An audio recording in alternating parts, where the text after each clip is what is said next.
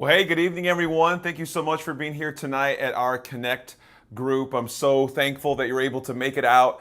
Before you go, make sure you find your host and your group leader and co-leader and give them a high five and say thank you so much for what they do, because it's because of them that we're able to pursue the mission and vision that we have here at the Heart, and that is to connect people to the heart of God. And we believe here at the Heart that that is done best in groups. If everything else went away, Sunday mornings went away, we would still get together in these groups and still pursue faith, still talk about the things of God, and be on this journey together. So we're so grateful that you're able to join us for tonight. Now, we are right smack dab in the middle of a message series that we are doing at the Heart called You're Missing the Point. And what we're trying to do with this message series is to make ourselves dig a little bit deeper into some of these scriptures, make ourselves dig deeper into these concepts to understand what's underneath these stories, what's underneath the text, and not just simply skimming the top and reading it at face value. Now, this past Sunday, what we looked at was a particularly famous verse, Psalm 37:4, and it says, "Delight in the Lord," or delight in God, and He will give you the desires of your heart. Another translation says He will give you what you desire most.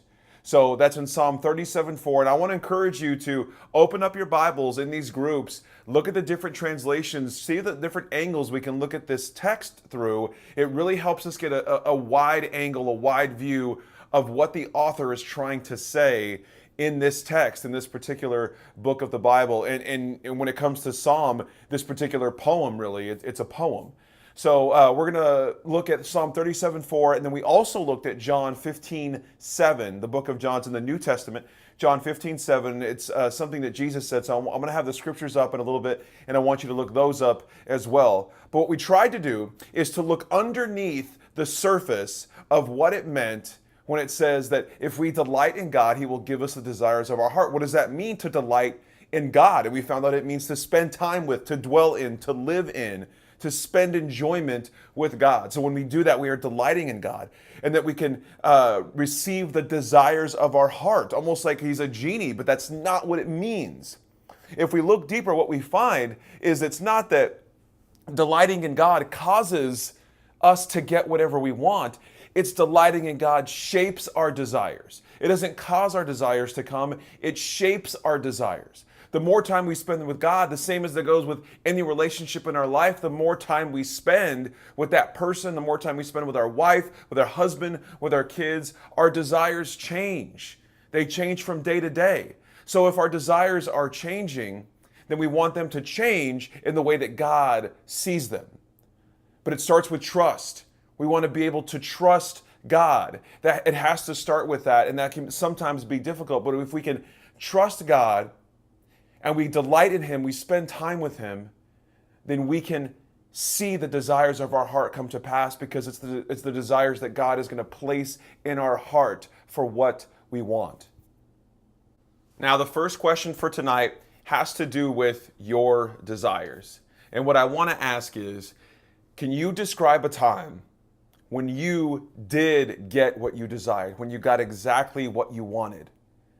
But what I want you to do is dig a little bit deeper into that. And is when you got that desire, when that desire came to pass, was it really what you wanted?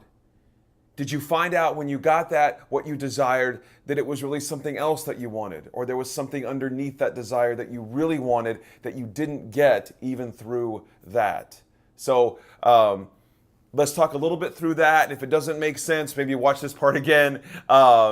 And see if you can dig into that. And it really boils down to, have you ever gotten exactly what you wanted and realized it wasn't quite exactly what you wanted? So let's take a few moments and talk through that together.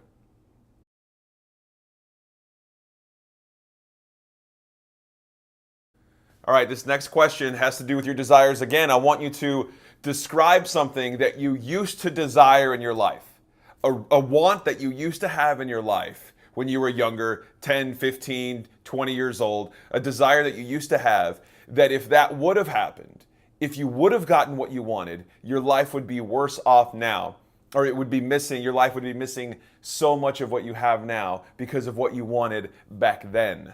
So let's take a trip down memory lane together and see what we come up with.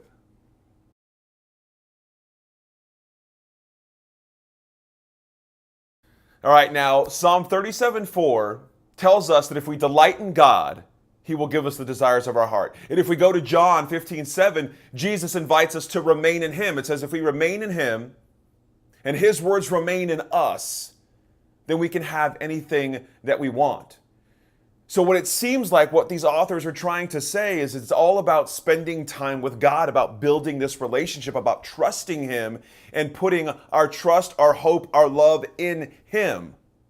So what I want to ask you guys is, if we spend more time with God, if we're delighting in Him, we're remaining in Him, and we're spending more and more time with Him, how will our desires change? I want you to take a few moments to think that through together.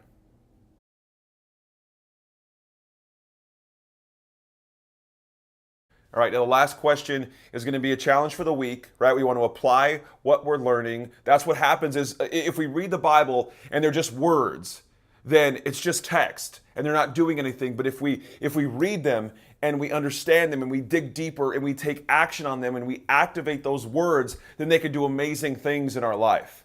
So what I want to challenge you with this week is, this particular week, how are you going to delight in God? This particular week, how are you going to remain in God this week? And how will you change the way you pray? How will you change the way you talk to God about the things that you desire in your life, according to what we've learned here this evening, or if you were there on Sunday? So let's take a few moments to go through that together. And this is the challenge for the evening. So I'm going to leave you with this. We are continuing You're Missing the Point this coming Sunday at the Heart at 9:30 and 11. So grateful for you guys. Love you a bunch, and we'll see you then. Have a great rest of your week.